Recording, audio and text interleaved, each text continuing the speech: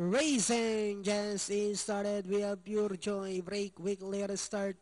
Moving up on the outside, Ladikin West Dream. Then next online is Watercrest Magnolias Classic is down on the inside. And you don't Quakers Intensity. Don Jaime comes next. Joyful Life. While High in Action is the early trailer by about 14 lengths of the leader. And as they swing down the back, we have Ladykin moves about the outside by the nose. Down on the inside is Pure Joy. 4 lengths further back in third comes Watercrest. Running by the rail comes West Rim.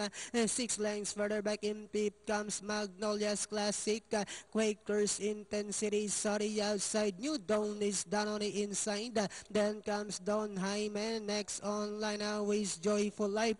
While High in Action is still racing in less than at a far turn. We have West Rim now saying it's my turn to take the lead by about 2 lengths. Dropping back in second is Ladykin. Moving up now on the outside is Watercrest. Down in fourth now is Pure Joy. New Dawn as they swing for home. We have West Rim this time now racing away by about 8 lengths. Moving up now on the outside, Watercrest, New Dawn. Last 100 meters, it's all West Rim.